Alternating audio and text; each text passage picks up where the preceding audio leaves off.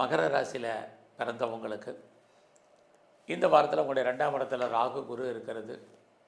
குரு பார்க்கறது, வருமானம் சம்பாத்தியம் இருக்குது.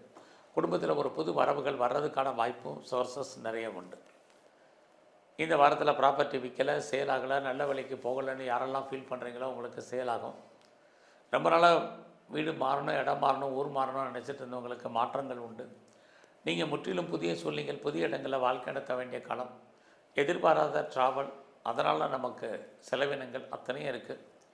நெருங்கிய உறவுகளை விட்டு பிரிய வேண்டிய காலம், உறவுகள் உங்களை விட்டு பிரிஞ்சிருக்க வேண்டிய காலங்கள் இருக்குது.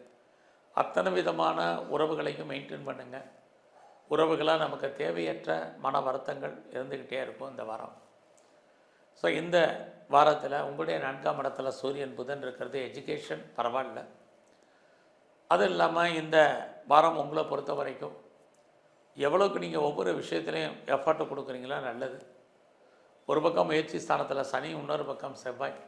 சனி தயக்கத்தை உண்டு பண்ணுறதும், செவ்வாய் தைரியத்தை உருவாக்குறதும் அவங்களுக்கு இயற்கையாக இருக்கக்கூடிய குணாதிசயங்கள். அப்படி பார்க்குறப்போ ஒரு பக்கம் துணிஞ்சு செயல்பட்டாலும் இன்னொரு பக்கம் ரொம்ப யோசித்துட்டே ஒரு விஷயத்தையும் தள்ளி போட்டுக்கிட்டே இருப்பீங்க. அதெல்லாம் வேண்டாம், துணிஞ்சு செயல்படுங்க. வாழ்க்கையில் கண்டிப்பாக வெற்றி அடைவதற்கான வாய்ப்பு நிறையா இருக்குது. உடல் ஆரோக்கியத்தில் ரொம்ப ரொம்ப கவனமாக இந்த வாரம் இருங்க. இந்த வாரம் உங்களுடைய 6ஆம் இடத்துல குரு, கேட்ட இடத்துல பணம் கடன் கிடைப்பதற்கான வாரமாக உண்டு. என்ன பர்பஸ்க்காக கடன் வாங்குறீங்களோ கடன் வாங்கி இடம், வீடு, வண்டி, வாகனங்கள் வாங்குறதுக்கான சூழ்நிலைகள் இருக்குது. நல்ல ஒரு ஸ்கில்டு திறமையான தொழிலாளர்களை எதிர்பார்த்து காத்திருந்தீங்கன்னா கிடைப்பாங்க, வருவாங்க. அது இல்லாமல் இந்த வாரத்தில் உங்களை பொறுத்த வரைக்கும் எவ்வளோக்கு தனிப்பட்ட உங்களுடைய வாழ்க்கையில், பர்சனல் லைஃப்பில் பெரிய லெவலில் யார்ட்டையும் பெருசாக டிஸ்கஸ் பண்ணுறது உங்களுடைய சொந்த வாழ்க்கையை பொறுத்த வரைக்கும் வேண்டாம்.